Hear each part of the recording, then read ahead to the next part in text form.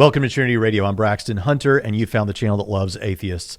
Today I'm going to be reacting a little bit to part of or a couple of sections from Graham Oppy's book, Arguing About Gods. Now, I think Graham Oppy is an incredible thinker, and so I think that it would do any Christian apologist who's going to use theistic arguments, I think you ought to read this book, and I think you ought to be aware of what he has to say.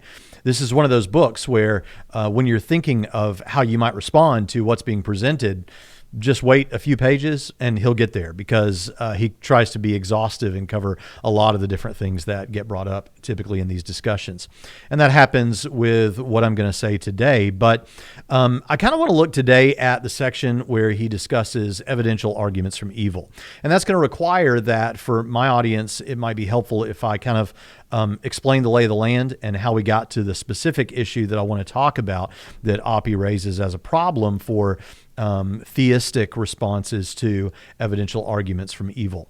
So when you approach arguments from evil, we're talking about things in the realm of what's called the problem of evil, or the problem of suffering, or the problem of pain. And everyone agrees that there's a problem of evil. There's a problem of suffering. There's a problem of pain. Christians and atheists are both doing work on problems of evil, the problem of evil. Basically, we agree that there is evil in the world, or if you're a naturalist who objects to the use of evil because you think it has metaphysical baggage, then evil just means everything that is bad, that we don't like, or whatever. Stuff that is major suffering or pain, things like that. And so everyone on both sides of this recognizes there is a problem, and that problem is that there is evil in the world. And so Christians don't deny that. Theists don't deny that. But whenever an atheist brings an argument from this area, it's called an argument from evil. And there are two types of arguments from evil, generally and largely speaking. There are what we could call logical arguments from evil. And those are the arguments that kind of get you to, I say it this way, they are making they are making a stronger statement, but they're easier to respond to. And then you have evidential arguments from evil. Those are making a softer claim, but they're more difficult to respond to. And here's why that is. So a logical argument from evil is trying to show you that, therefore, such a God does not exist, or something akin to that. And so all you really need to do, what you should try to do there is to provide a defeater. You may not even necessarily know why it is the case that God may allow for certain evils, why he doesn't prevent certain evils that he could prevent if he's all loving, all powerful, all knowing. You may not know the answer, but so long as what you're presenting is even remotely possibly the case, then it doesn't go through the claim that he can't have a good reason. So let me give you an example of how defeaters like that work. So I think I said this recently on this channel, so forgive me if it's repeating here, but let's imagine that you and two other people, Bill and Mike, are in a room with no windows, and let's say Bill gets up and leaves for lunchtime, and he comes back and he's dripping wet. Now, let's say that Mike says about Bill, well, there's only one explanation for why Bill's clothes are dripping wet, and it's because he must have gotten into the shower with his clothes on. Well, you might not have any idea whether that's right or not. In fact, it may well be right. But you know that isn't true, that that's the only possible explanation, at least epistemically speaking. It could well be that he got caught in a rainstorm. It could be that he fell into a pond. It could be that it was a belated ALS ice bucket challenge that someone pulled on him. You don't know why. Or it could be that he got into the shower with his clothes on. But so long as there are other possibilities that could well be true, even if they're remotely unlikely, then you know one thing is definitely true. That the claim that the only explanation, based on the evidence we have, for why Mike or Bill, or whoever I said, Bill, is dripping wet is because he got into a shower with his clothes on, is false. That is not the only possible explanation. There are certainly other possible explanations. And so what you've said is kind of a defeater to that claim. Well, similarly speaking, we can say that if we see instances of suffering or evil in the world, and we're claiming that there is an all-powerful, all-knowing, all-loving God, it might seem kind of prima facie that, well, an all-knowing, all-loving, all-powerful God who would want to stop it, who would know about a particular evil, and who could prevent that evil, would prevent that evil. But there might be, even if it's remotely unlikely from your perspective, so long as there's any other possible explanation, other than that God doesn't exist, some possible explanation for why a God might be morally justified in allowing a particular evil, then that serves as a defeater to the claim that there is no such explanation, or that the only explanation is that such a God does not exist. And so people have presented options there. One could say that perhaps it's God created a world that he knew would have pain and suffering in it because it builds our moral character and integrity. Some could say that it's because of libertarian freedom. God wanted people to have free will. And so you have these different options, the Reformed theodicy, the heaven theodicy. You have these different options on the table. And so the logical argument from evil, Oppy says in the book, he doesn't think that people should be so dismissive of logical arguments from evil. Nevertheless, many people have been dismissive. And in the footnotes for the chapter, he actually lists a bunch of philosophers saying just as much. And so the idea is, like, since the 1970s, the logical argument has been pretty well put to bed. And a lot of people think it's because it's easy to respond to it. You just have to think of some possible explanation. But there are updated formulations, and Oppy presents some of those in the book. Nevertheless, that's not really where I want to focus today. The other type of argument, the evidential arguments from evil, that's where you're making a softer claim, but it's more difficult to respond to. And the reason I say that is, it's not saying that it cannot be the case that such a God doesn't exist, but in common parlance anyway, it's saying it's less likely that such a God exists as a perfect being or as theism. And so what happens here is typically people will point to, and William Rowe is a great example, will point to examples of what we might call gratuitous evil. And Oppy doesn't like to use the term gratuitous evil for nuanced reasons, but it's the term that I'm most familiar with, so we're going to use it. But gratuitous evil would be an idea of an evil that seems to serve no greater good, like no greater good ends up coming from this. So we can imagine that, maybe God would allow certain evils if those evils not being prevented by God would result in some greater good down the line. And that could be a butterfly effect, something that happens 100 years from now because of that. And so God would know that information, a perfect being, whether you believe it exists or not, a perfect being would know that information. And therefore, this perfect being would know which evils not to prevent. What people that are presenting this idea of gratuitous evil are saying is they're saying, but there are these examples of what seem like gratuitous evils, like there's no good that comes out of them. And if we have evils that no good comes out of at all, it at least lowers dramatically the reasons to believe, or it lowers dramatically the probability that there is a perfect being or that theism is true. All right. So it's making a softer claim. It's not saying therefore there is no God, but it's saying that it's less likely that there's a God because of these gratuitous evils. So that's a softer claim, but it's more difficult to respond to because you can't just present some sort of defeater. You've got to argue for it. You've got to really deal with what they're saying. Now, in response to this idea that there are gratuitous evils, in fact, I'll go ahead and say there's a couple of examples that Rowe has presented and others have presented things like this. And it's the idea that, let's take one that involves humans and moral evils where we have, say a man kills his family and then kills himself and no good comes out of that. There's no benefit to anyone. There's no greater good. That's just pointless suffering, pointless evil. And then another example would be there's a forest fire and there's a fawn in the woods and the fawn burns and dies and suffers horribly. And maybe even the fawn is burnt up into ash and there's not even any nutrients for any other animals or anything like that. Nothing good comes out of this. Okay. So those are examples. And Rowe is careful to say, if you don't think those are good examples, or if you think you can find some way that some greater good could come out of those, it's easy enough to think of other hypotheticals that probably have occurred that you can't get around. Of course, again, that's kind of begging the question of whether gratuitous evils exist or not. Nevertheless, let's leave it there for now. So that's these gratuitous evils, the presence of gratuitous evils in the world seem to make it less likely that God exists. So what have people said in response to this? Well, skeptical theists have said in response, people like Wykstra and Michael Bergman have presented this idea of like no-seum examples. And here's what's going on with, and like Stephen Wykstra's cornea stuff, here's what's going on with that. They're saying, okay, perhaps that sounds right, except for the fact that when any instance of what you think is a gratuitous evil, you can't know You can't judge the probability that there is some greater good that will come out of that you just can't see from your vantage point. It would take someone with godlike cognition or godlike awareness to know whether there is some greater good that comes out of that. Because as we said before, there could be a butterfly effect, something very, I don't know if you're familiar with butterfly effects, but it's kind of like there's something very small that has like a domino chain effect throughout perhaps 100 years or more.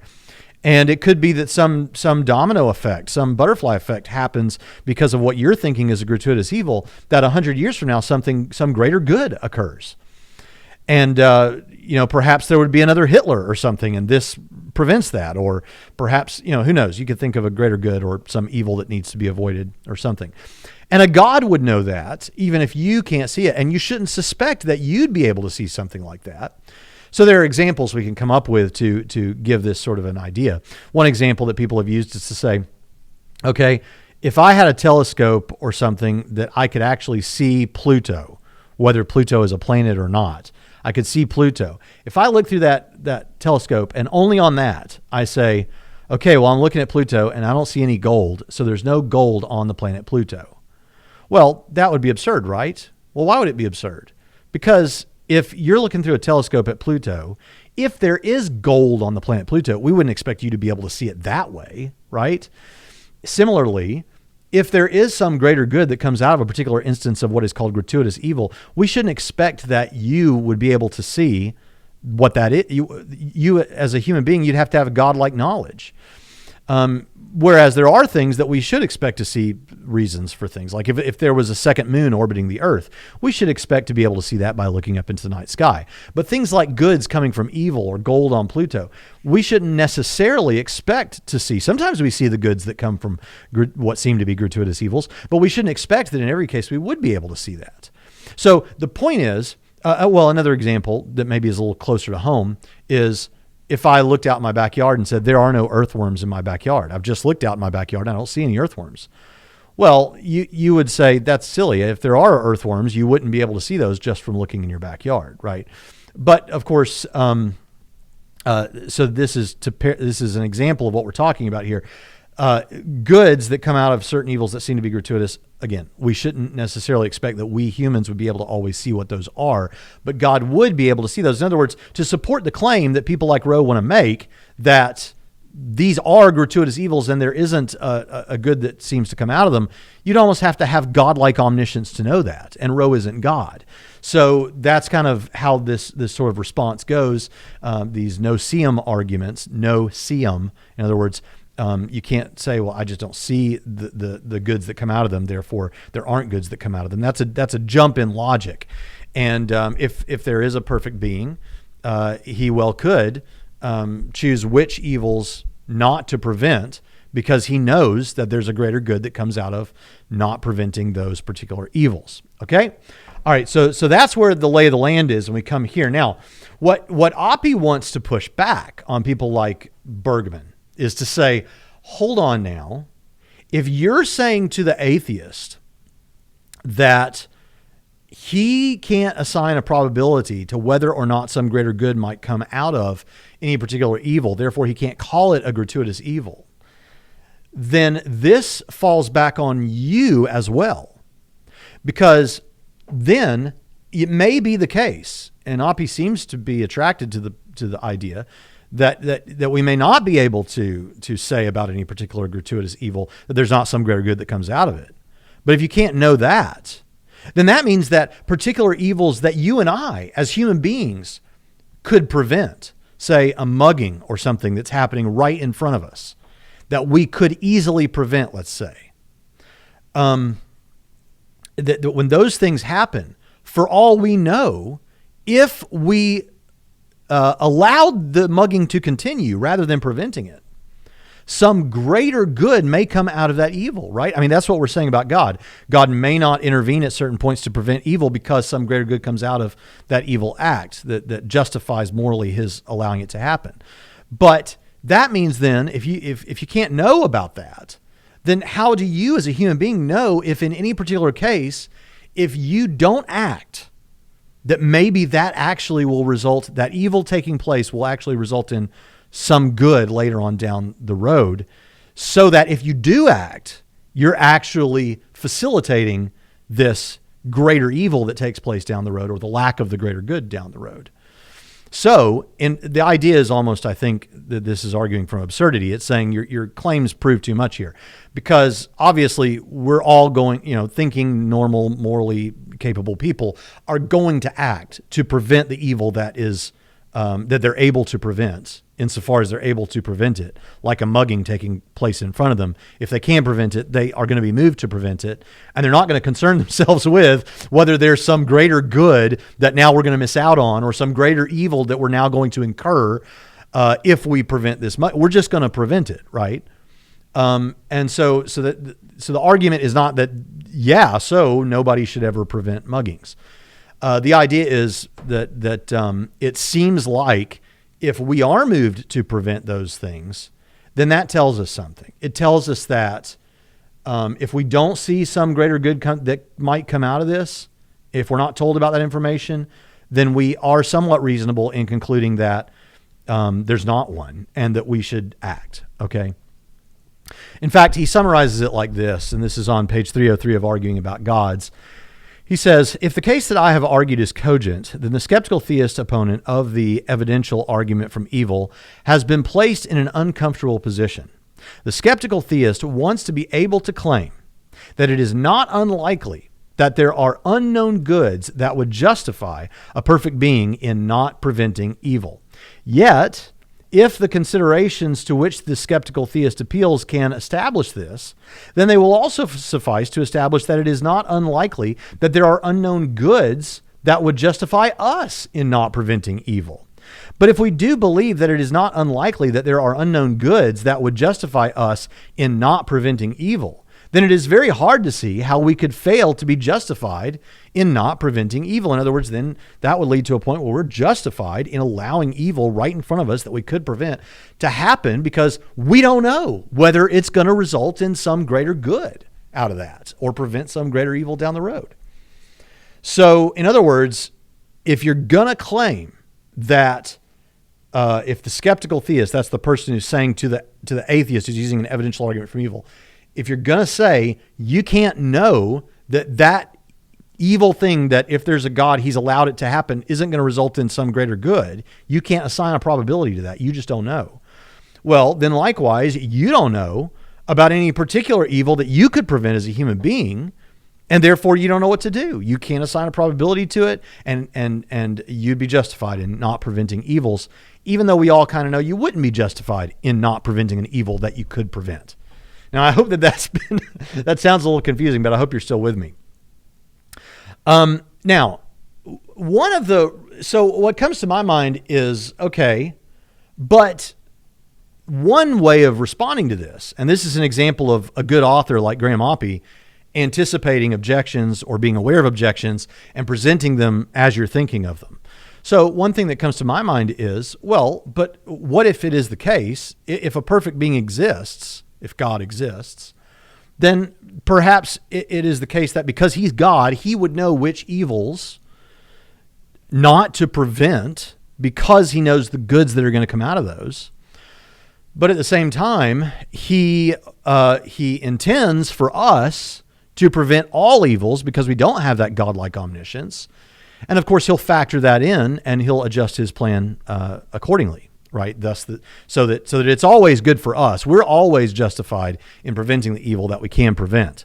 But we leave the business of choosing not to prevent certain evils to God, because in order to be justified in doing that, you'd have to have godlike omniscience. He anticipates this, and he says on page 304, perhaps it might be replied, we know that a perfect being would not make a world like that. Indeed, we know that a perfect being would set things up so that great goods will be secured by our prevention of evil. So that's kind of what I said. He responds to this, really? I mean, he actually writes that, really?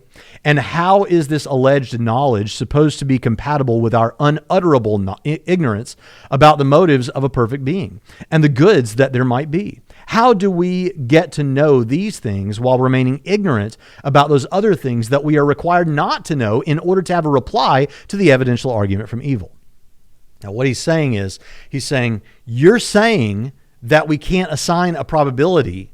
We don't know, but that it may well be the case or not, that a particular thing that you're calling, that the atheist is calling a gratuitous evil, that no good comes from it. You don't know that. You don't know, but that it may well be that there's some good that comes out of that down the line somewhere. So you can't assign a probability to that. What he wants to know is, if you're saying that, how can you then turn around unhypocritically and say, a perfect being would create a world in such a way that greater goods will be secured by our prevention of evils that we encounter? How can you say you know that? Now, a couple of things in response to this. Well, one move I would make is to alter Oppy's objection to his own argument, so that rather than reading something like, we know that a perfect being would not make a world like that. Indeed, we know that a perfect being would set things up so that greater goods will be secured by our prevention of evil. I would have it say something more like, it seems likely. So I'd make a softer move here. It seems likely that a perfect being would not make a world like that. Indeed, it seems likely that a perfect being would set things up so that greater goods will be secured by our prevention of evil. Now, why would I say that seems likely? Well, first of all, because whether or not this perfect being exists, we're positing a being that is a perfect being who would want to minimize evil and who would be aware that we have a moral inclination. And that moral inclination is an important piece of this. Now, I realize that Oppy once, in addressing this and addressing people that are referred to as skeptical theists here, he's trying to respond, he's trying to present them as how they respond to this without jumping out of this to go to other arguments and reasons to believe in things like that. But we're not constrained by that. And one additional step that I would include is the reality of our moral impulses that a perfect being would drive us to prevent evils where we could. Further, we are practically, in this case, where it's not, and he talks a little bit about this, it's not hypothetical. It's a practical issue. Like when you encounter an evil taking place in front of you that you could prevent, it's practically the case that you are going to take action or you're going to passively stand by. One of those things is going to happen. And so you're kind of forced to make a decision. And you can't stand there completely. Sounds a little bit like William James, but you can't stand there completely, confused about this forever. You've got to make a choice. And given the fact that we have this moral impulse, regardless of how aware people might be of this problem or where they stand on it, practically speaking, because of our moral impulse, most reasonable people who are reasonably moral people are going to be practically forced to take action. And a perfect being would be aware of this. And so this puts us, and by the way, we would take action even if, unbeknownst to us, this results in some greater evil down the line. All we know is what's in front of us right now, and we have this moral impulse, and we would take action. So where this leaves us is, thus, we must operate within the cognitive sphere that we have, and we leave the rest to God. God knows which evils to prevent to ensure some greater good, if he wishes to do that. We don't. So God acts in accordance with his cognitive sphere, and we act in accordance with our cognitive sphere. And a further thing I would say is, if by our taking action, we are actually ensuring, I'm going to put ensuring in quotes, some greater evil or preventing some greater good, then by God's actions of stepping in and preventing or acting in the future, he can control that outcome too. So we just need to worry about what we do and where we're justified in acting or not, and God functions where he does. But actually, there's a simpler answer to this, and I don't know what's wrong with this. When we use no-see-em objections to claimed gratuitous evils that atheists might bring, the notion, again, the gratuitous evils, the notion that there are evils that serve no purpose. When we use the no-see-em objections, that Weikstra and Bergman, that, hey, you're saying there's no good that comes out of this, you're not in a place to know that. Okay, you wouldn't expect to be able to see them. We say you have no way of knowing whether there is some greater good that will result from that evil. But I don't see why theists cannot say that, in fact, a perfect being would have some morally justified reason for not preventing that evil. And therefore, the claim that a perfect being would actualize a world in which our actions to prevent evil are the right choice is also something we claim to know would be true of a perfect being. In other words, I don't see why we can't know something about a being that we are positing as perfect. Whether or not such a being exists, if it exists, it would have morally justified reasons for not preventing any particular evil, and it would know that we would feel the impulse to prevent evils when we can, and it would actualize a world such that those actions on our part are the correct ones. And I don't see what the problem with that is. We're saying to the atheist, on your paradigm, you can't know but that there are greater goods that come out of these. But what we all know is if we're positing a perfect being, we can know certain things about this being, whether it exists or not, because we're positing that it's a perfect being. So we can do an internal coherence sort of examination and see. But supposing that I just think that we can say certain things about it. And one thing we can say, even though he says, oh, really, how do you know that? Because we're talking about a perfect being. So that's the thoughts I have on that. But then Oppy goes a bit further, and Oppy actually raises issues about heaven. And he goes into some ideas about heaven and kind of how we might frame up heaven differently. And he's got some problems with heaven, and they're not particularly new, although he lays them out in good detail. And his idea is that if you have a heaven where we're saying no evil occurs, then it must be the case that there's limited free will there, if free will at all. Because if people are free, morally free, they will choose, it seems likely that they'll choose to do evil at some point. Let's read what he has to say here. But supposing that there are free agents in heaven, and that they do always freely choose the good, is there an explanation of why it is that they behave in this way? Given that we are talking about human beings, and given that we know about what we know about human nature, the odds that a large group of human beings will all freely choose the good for any extended length of time are astronomical. Indeed, given that moral evils extend to include even the slightest moral peccadillos, the odds are strongly against even one human being freely choosing nothing but the good for any extended length of time. Okay, so if you're saying we have free will in heaven, you got problems. Now, if you're a Calvinist out there and you think, well, I could just say we have compatibilistic free will in heaven and throughout this life too, then if I understand Oppy correctly, he thinks that you fall prey to a logical argument from evil. So he's got things to say to you too. But for most of Christianity that seems to affirm libertarian freedom, how do we conceive of that? How do we answer this claim that if we have free will?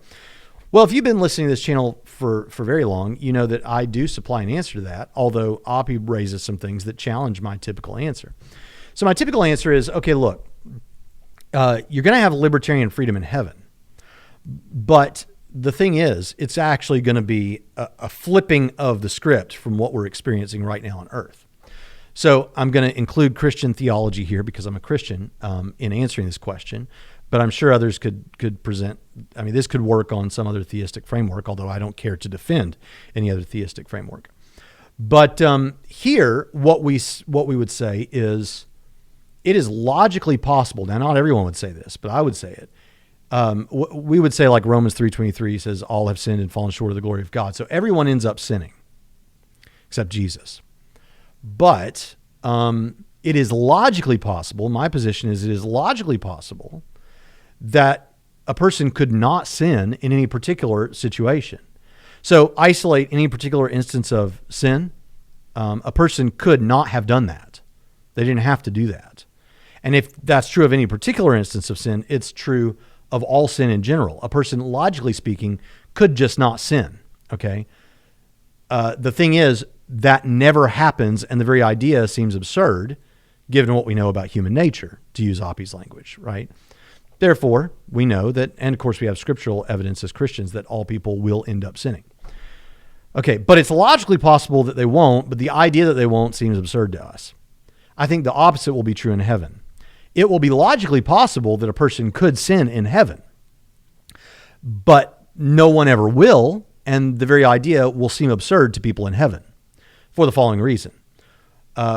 Given what has happened on earth throughout human history, and I'm choosing my words carefully here because there are objections in mind later, but given what has happened throughout human history and all the evils that have taken place, in heaven, the idea of committing sins like were committed on earth, though logically possible to do those things, would be like eating sand.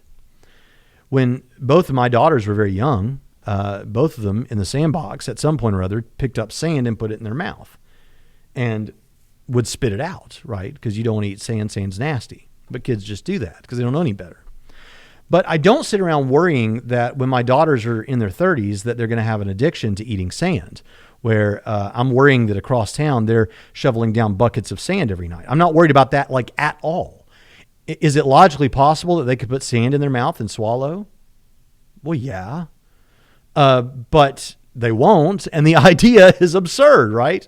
Or seems absurd. Okay, so when we're in the presence of God and we see things as they are, and we're aware of the evil that took place on earth, though it may be logically possible to sin, it'd be like eating sand. I mean, you could do it, but no one will, and the idea seems absurd. Now, that's the answer that I've typically given. If part of that rests on the notion that it's our experience of free choices that we make and the ramifications of those free choices and of other people's free choices here on earth that informs our makeup such that in heaven we will know those things and won't do that, then there are a couple of challenges. One is that what we're really talking about here is a process of sanctification that we are experiencing throughout our Christian life, such that we are becoming more like Christ. Our character and integrity is developing to be more like him. As Romans 12:2 says, be not conformed to this world, but be transformed by the renewing of your mind. And that process of metamorphose, that process of transformation, of becoming more and more like him, will reach its completion in heaven at glorification. But not everyone, and Oppy raises this in the chapter, not everyone who at the point of death is like prepared, okay? In fact, I've put it this way, like you could have a person, a woman, say, older woman who became a Christian at 9 years old and began pursuing a life of being like Christ until she was 99 and then died. Well, and then you have another guy who became a Christian. He would say he was a drunk, he was a womanizer and all these kind of things. And he becomes a Christian and dies the next day in a car accident. He's had almost no time becoming like Christ. And if we're imagining that both of these individuals reach heaven at the same time, how can we expect that he's prepared to freely choose the good to the same degree that this woman who lived for 90 years or whatever, that she's developed? And then, of course, you have the issue of what about infants who die, who had no experience of making free choices and becoming like Christ in that sense. You can see at a point like this where a doctrine of purgatory seems attractive to some people, and even people who are not Catholics like Jerry Walls, who affirm a purgatory for precisely, if I understand him correctly, this reason. Because there has to be some place for that 25-year-old guy who became a Christian and died the next day to begin to start progressing in his sanctification like the older woman who was 99 and still needs to progress. Okay.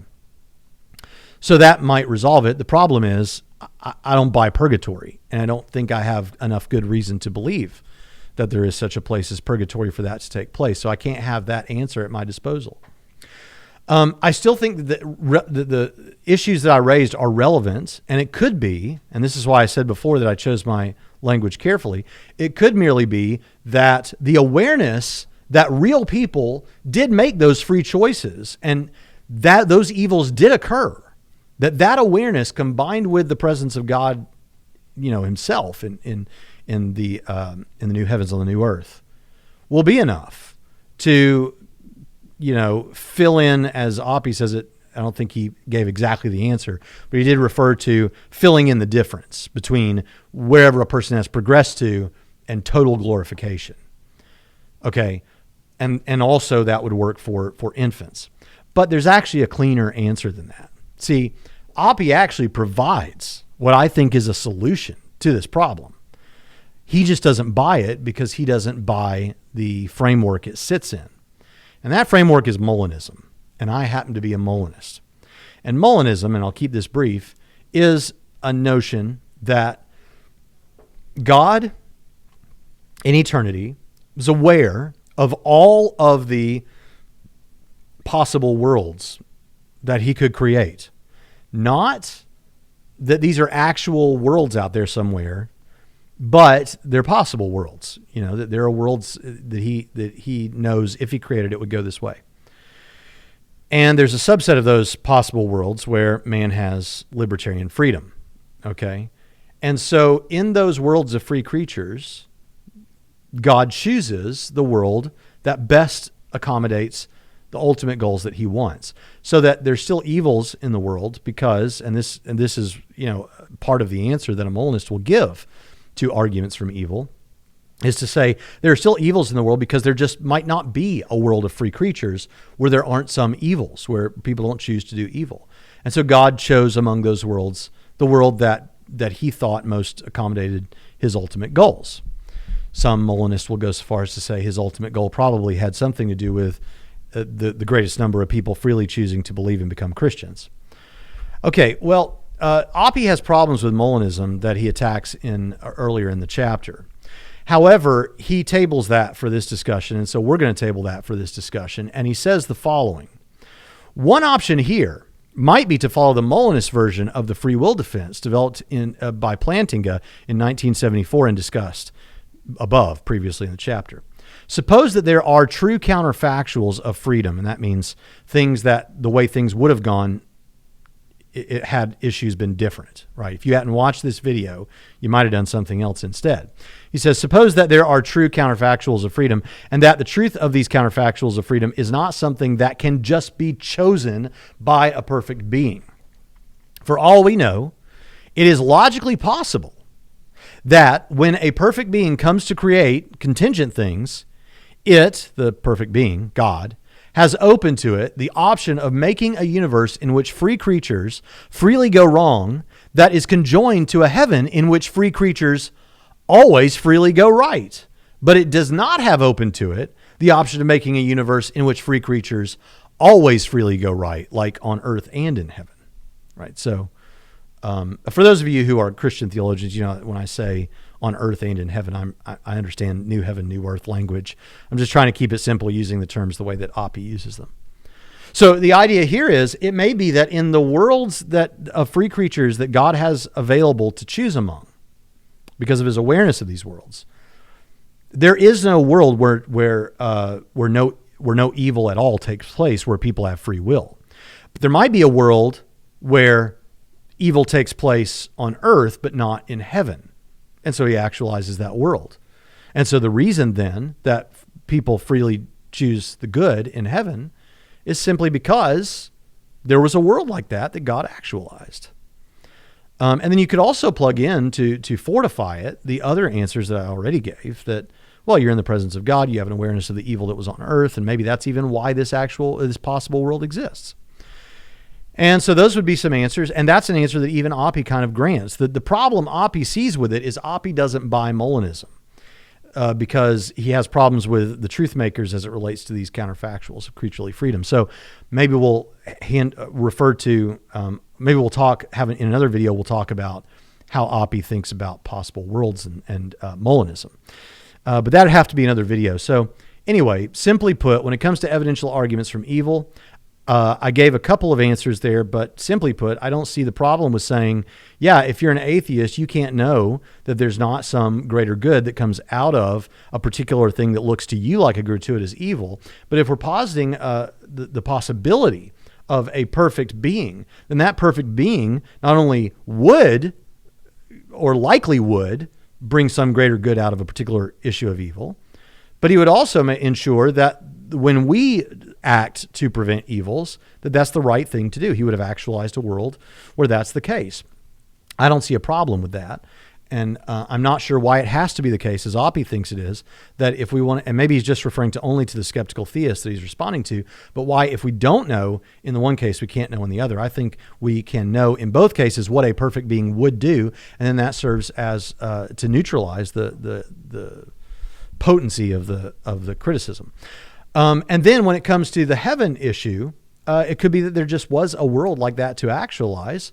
And then, of course, I would fortify that with the answers I've always given, that it'd be like eating dirt. So logically, it may be logically possible that you sin in heaven, but no one ever will. And the idea seems absurd because it'd be like eating dirt.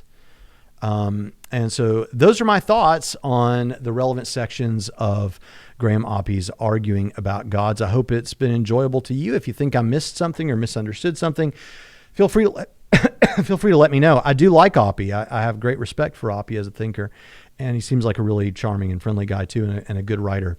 So with that, I'll see you next time on Trinity Radio.